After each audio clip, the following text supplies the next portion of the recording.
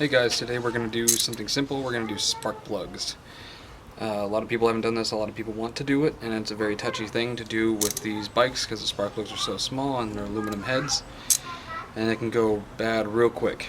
First, I'd like to apologize about the kids in the background, not much I can do with that. But first we're going to take off the three 10mm bolts, and then we're going to do the Phillips.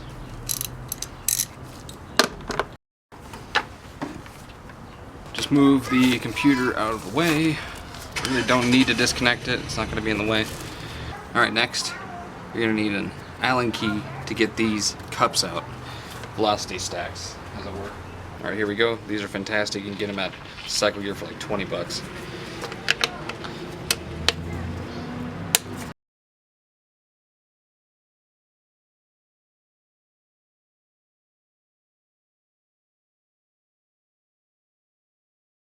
There's two breather hoses on the back of the airbox that you're going to have to take off. You can either do it by hand or you can do it with a tool. Not really difficult. They're just fidgety.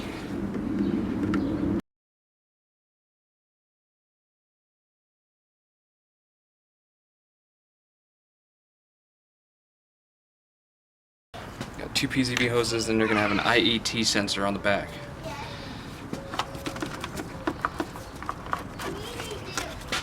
Push the pin in, push the connector down. We should set it done.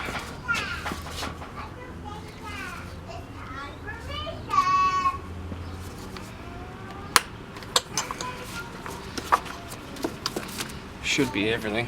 Another breather hose right there.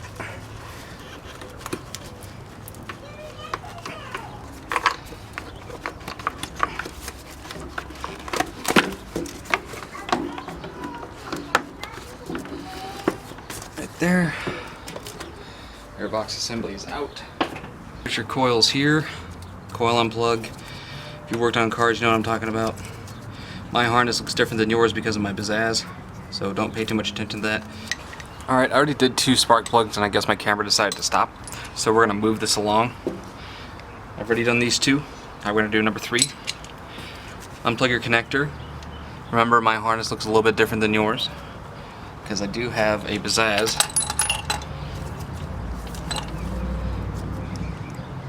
There it goes. Move those out of the way.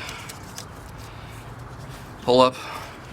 Using your finger as leverage usually helps a lot, but try not to be stupid.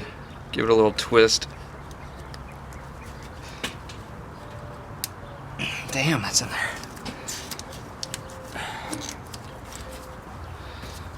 Twist to break it loose. There we go. There's your ignition coil. Alright, here's the trick. I use a magnetic socket. The ones with the rubber like to fall out eventually, and they get kind of annoying, so the magnetic ones are fantastic. I'm so happy I got this. And we're going to use short extensions. Wobble ones that have an egg-shaped kind of connector here are very, very useful. They give you a little bit of movement. So we're going to do the short extension in the socket first.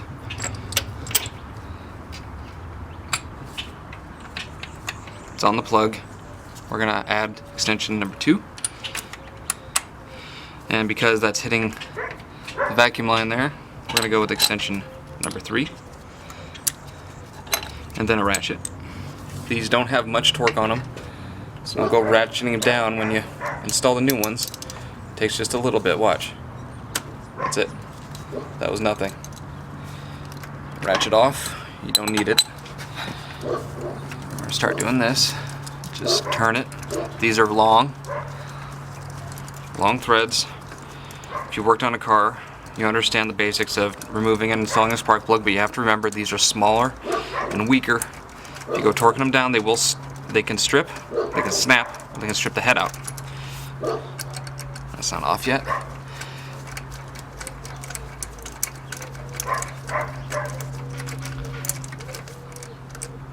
There it goes.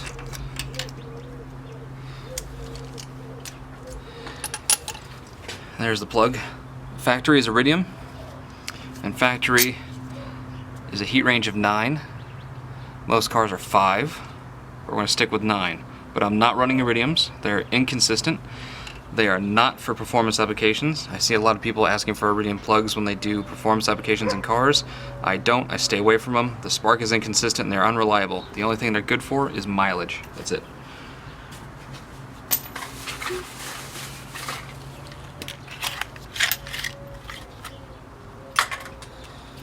So I got these. These are CR9Es. The only difference is these don't have IA on them, meaning iridium. But the CR9Es I'm staying with. I'm staying with the same heat range. I don't need to go colder. It's not going to run that hot, and I don't need to go warmer because it's not burning oil. So I'm going to stick with that. I wanted to tell you that the gap on these, the manual says 30 to 35 thousandths. I'm going to do them at 32. With high compression and boost motors, that's fine. So this is fine too. So I want to do 32 out of habit. Already gapped that one. We're going to put this last one in. I had to do the other one because I had somebody talking to me.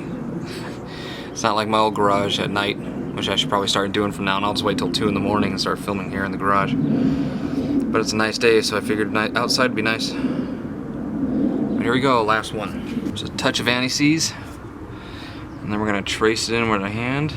This is what I usually do. You don't necessarily have to, but I try to thin out the anti-seize. I don't need it everywhere.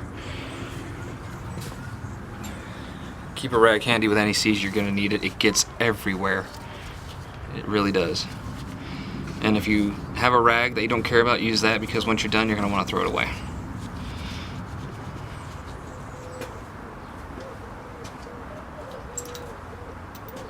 Okay, here we go. Spark plug in the socket. I love the magnetic socket, just sucks it right in. Like a $10 whore. We're going to slide this in here. That's what she said. With the one extension. Thread it in a little bit. Second extension. The center 2 holes are the ones you're really going to need a third extension for, a third small extension anyways, because the vacuum solenoid's in the way. But 2 is fine right here. I know you can't see it really well, but it's got to roll with what we got. I mean, you shouldn't have to see all this, me threading in a spark plug anyways. Feels like it's almost there. Okay. Stopped.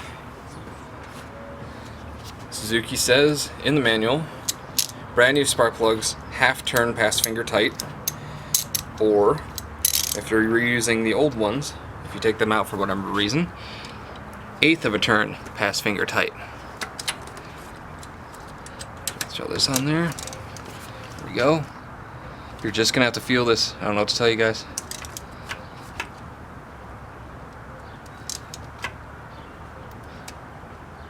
That's enough.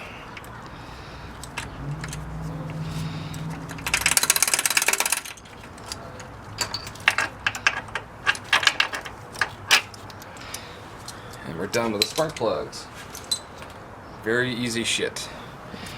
Coil back in. Push down and turn so you get all those threads seated into that connector. And plug this sucker back in. Nice click and click. And you're done. I mean, this isn't really difficult. It's very, very easy.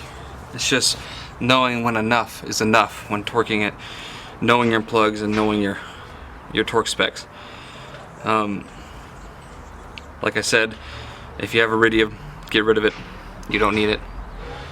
Especially if you're going for more power or more performance, go with the copper core. Stay with the same heat range unless you're burning oil, then go hotter. Or if the engine one's really hot and you're boosted or you're running nitrous, then you go colder.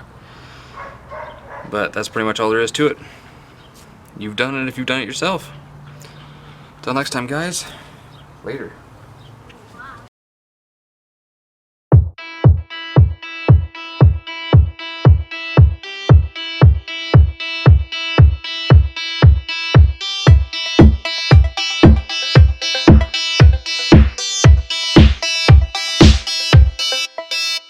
Jump!